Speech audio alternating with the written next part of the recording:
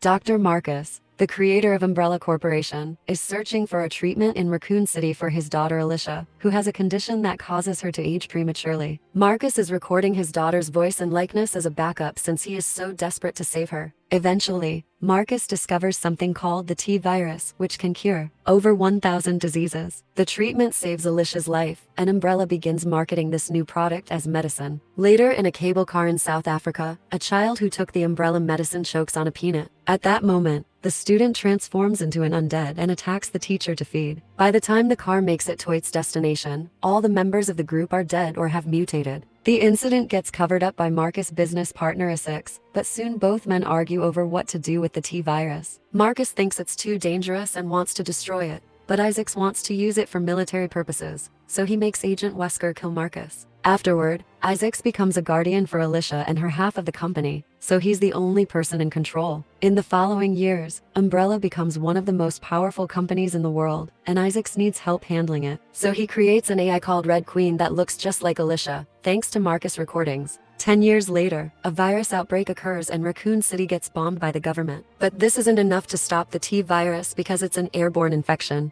A serious pandemic spreads across the world in just a couple of days, and most of humanity is soon lost. After years of fighting a variety of enemies, Alice and a small group of survivors gather at Washington, D.C. for the final fight. Unfortunately, they walk right into a trap, and Alice only manages to survive by hiding inside a metal hatch. After the battle is over, Alice comes out to discover the whole area has been destroyed, including the White House. She tries to have a drink from the National Mall, but suddenly an undead jumps out of the water to attack her. Alice struggles against it until she manages to move away from its hold, and the monster can't follow her because its leg has been chained by razor wires. Next, Alice begins looking for weapons inside the crumbled buildings, but she doesn't find much. At that moment, the debris starts shaking and a flying undead comes out, so Alice runs outside and gets into a jeep. With some strategic driving, she causes the creature to crash against another vehicle, and Alice drives away to escape. However, the monster soon comes back and grabs the car with its claws until it reaps off the ceiling. Then it uses its tail to try to attack Alice, but she speeds up and causes the monster to crash again, before turning the car around to hit the undead with it, trapping it. There are some explosives in the car, so Alice activates them and runs away while the monster dies in the explosion. At that moment, a siren begins ringing and a secret camera scans Alice, who goes looking for the source of the sound. She enters an underground bunker full of weapons but doesn't find a single person around. Suddenly, a fax machine starts sending a message that says "Hello Alice" over and over, and the screens turn on to show the Red Queen, who claims she's working against Umbrella now and wants Alice to stop her.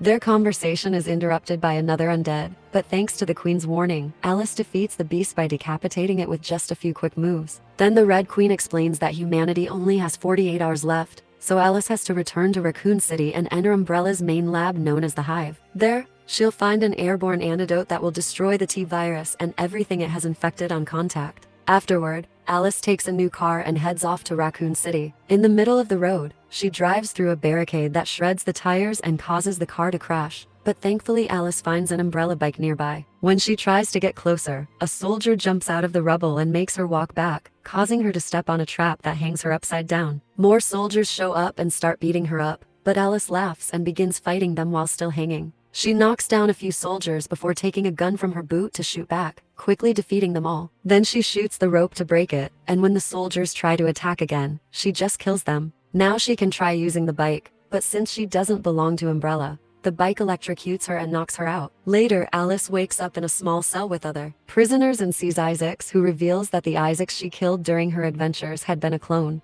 Since then, he's killed all of Alice's clones and he keeps the heads in a box. Suddenly a door opens and Alice learns her cell is inside a giant Umbrella tank, which is being followed by thousands of the undead. Then they throw Alice outside with her hands tied to the tank, meaning she must run behind it to avoid getting killed. When an undead gets too close, Alice manages to beat it down, but she won't last long. When the guard looks away, Alice hides under the tank and waits for the guy to lean over to throw him at the undead, who immediately feed on him. Soon another guard comes out, but by now Alice has climbed on the tank, and she quickly defeats him to throw him at the undead too. Next, Isaac comes out too, and a fight ensues. Both Alice and Isaac are great fighters who keep landing hit after hit, but eventually Alice overpowers Isaac and tries to kill him with the rope. Isaac punches her to get her off him, so Alice uses the rope to smack his head against the tank. The undead try to attack Alice too, but she defeats them with a few quick moves before Isaac drags her back to continue the fight. After exchanging a few more hits, Alice grabs Isaac in a choking hold and forces him to release her from the handcuffs. Isaac does so and attacks her again, but Alice has the upper hand and almost kills him until another tank opens fire on them.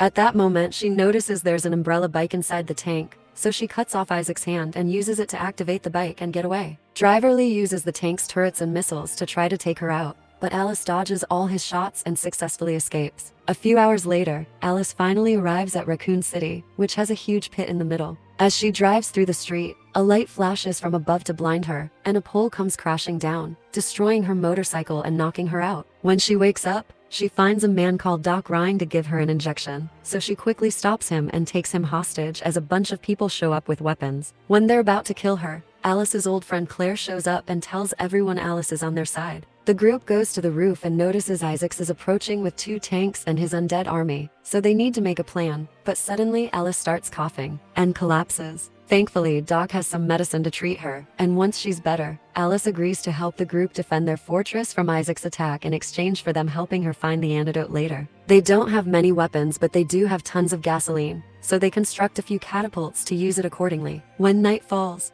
Isaac and his army finally arrive. The team catapults a flaming projectile and destroys one of the tanks, so Isaac stops the other one and orders his soldiers to send out the bait. A survivor is released from the tank and the undead start chasing her, so Alice opens the building for her while the others shoot down the undead with bullets and another flaming projectile. When the survivor is about to reach the gate, the tank shoots to kill her, and some of the undead get inside before they're able to close the door. Doc and Claire try their best to fight the undead, but Isaac makes Lee shoot the door and the explosion pushes the couple away. The rest of the team throws rocks from above to crush them, but then Lee fires the turrets on the roof where the team is standing to stop any other traps they prepared. On the bottom floor, the team does all they can to keep the undead from crossing the barricade. A vicious fight ensues as the group kills monster after monster, but soon one of their warriors is bitten and killed. They know the barricade won't hold up for much longer, so the group rushes upstairs to pour down all the gasoline and light it up with some torches, which incinerates all the undead below. Afterward, Alice ziplines to the ground and begins shooting down zombies as she makes her way to the tank. Lee tries opening fire on her, but Alice stays hidden and sneaks on top of the tank, where she pours gasoline into the vent and lights it up to create huge flames inside. The tank suddenly stops and a soldier opens the hatch, but Alice quickly shoots him. Then Lee comes out and starts fighting her hand to hand, pushing her off the tank with a kick. They continue fighting on the ground, and Lee easily overpowers Alice, winning the battle. However, an undead appears behind him, and while Lee is busy fighting it, Alice shoots him down. Then she enters the tank, where she quickly defeats another undead before finding two more survivors, but no Isaacs. When she comes out, her team shows up as they kill more monsters and capture Lee, who they tie to the tank and send him running as bait for the undead.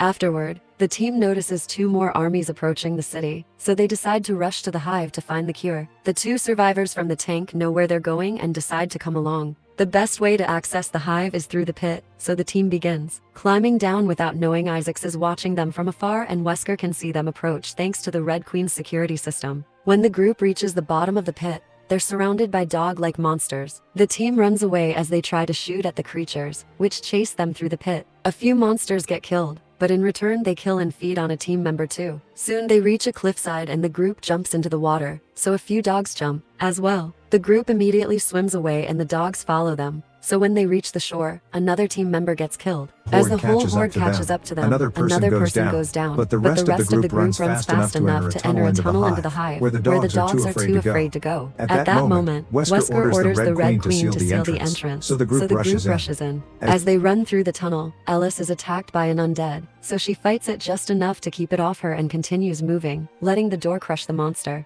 Afterward, the Red Queen greets them and shows them a video of an Umbrella meeting that happened before the outbreak. Isaac's plan to trigger the apocalypse using the T-virus, killing everyone on the planet except himself and other high-ranking Umbrella executives so they could reboot Earth to their taste. The Red Queen isn't allowed to harm Umbrella employees. That's why she needs Alice's help. She gives her an earpiece so they can keep communicating and warns her that there's a traitor in the group, but Alice shrugs it off. Meanwhile, outside the city, Isaacs is found by another umbrella tank. The soldiers refuse to go after Alice because they have different orders, so Isaacs immediately kills them all and takes over the vehicle, guiding a horde of undead to follow him to the city. When he tries to go down the pit, the tank gets stuck, and the creatures quickly surround it. Back to the group, they walk through the main hallway and find a giant fan blocking their way. Since the power is out, Alice carefully walks through the blades and makes it to the other side. The others start copying her, but suddenly the power comes back and the blades start moving. Luckily, the team is fast enough to dodge it all and cross safely.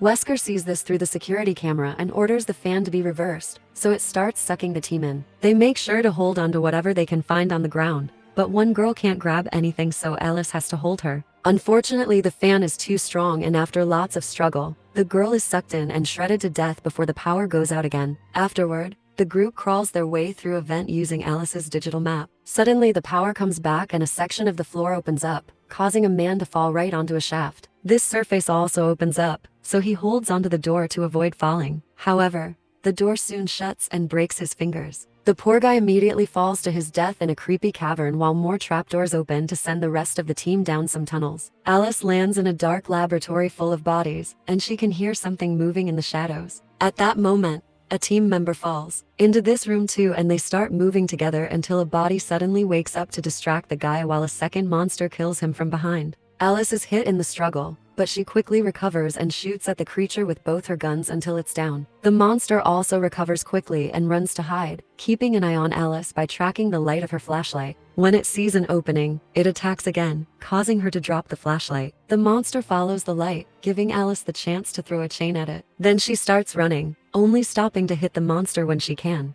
The creature tries to chase her, but the chain isn't long enough and holds it in place while Alice stabs its head. A hand suddenly startles Alice, but it's just Doc, and together they leave the lab. In the main office, Wesker wakes up the real Isaacs, meaning the one in the tank is also a clone. Speaking of that tank, Isaacs decides to come out and starts running, making the horde follow him. Meanwhile, Claire lands inside a clear box, but she uses gunpowder from a bullet to blast a hole and escape, unaware Wesker is nearby. Back to Alice and Doc. They come across a dangerous area from the first adventure and find a bag of weapons that were left there by the old team. With only 19 minutes left, Alice uses the computer to activate the room's platform, which starts going down through the hive. During the ride, they see the bodies of the Umbrella high-ranking officials in cryogenic sleep, waiting for the apocalypse to be over. A furious Alice takes out T. They quickly cross the bridge on the water and reach the main office, where the real Isaacs is waiting for them. With only 9 minutes left, Isaacs reveals he has the antidote, and by threatening to destroy it, he makes Alice drop her weapon.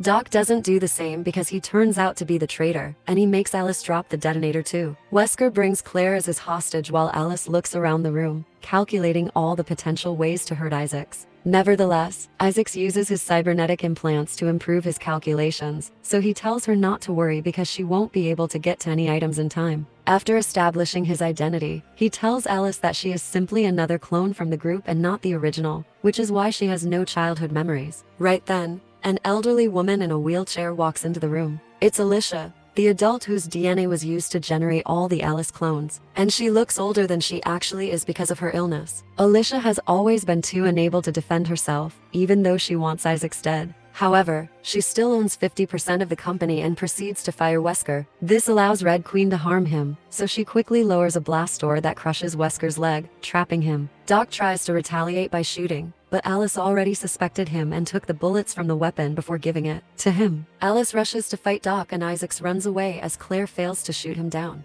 After a few hits, Alice manages to overpower Doc and leaves him on the ground so Claire can shoot him in the head for his betrayal. Then Alice puts the detonator in Wesker's hand, knowing that once he faints it will go off. While Claire and Alice run after Isaacs, Alicia connects her memories to the computer for a special gift. Claire and Alice manage to corner Isaacs, but when they shoot, he just dodges the bullets. It turns out his cyborg implants have given him great strength and speed. As the elevator starts to go up, Isaacs fights both women, quickly knocking out Claire before concentrating on Alice, who defends herself with a keyboard. She almost manages to push Isaacs off the edge, but with quick movements he manages to put her on the edge instead. There's a platform coming, so Alice kicks Isaacs in the groin and moves away just in time. When the elevator stops, Claire wakes up and tries fighting once more, but Isaacs easily defeats her again. Then he turns on Alice, hitting her a few times before throwing her into a corridor, where he activates a bunch of lasers. By moving fast and climbing on the walls and ceiling, Alice dodges them all before going back to fighting Isaacs. He throws her through the wall and she almost falls, but she uses some debris to hurt his leg and keep on fighting him. Isaac starts throwing Alice all over the corridor, but she laughs and keeps on fighting him. Soon the lasers are activated again, and Isaac raises Alice's hand to make her lose her fingers. At that moment, Alice throws a pin on the ground, revealing she put a grenade inside his jacket during the fight.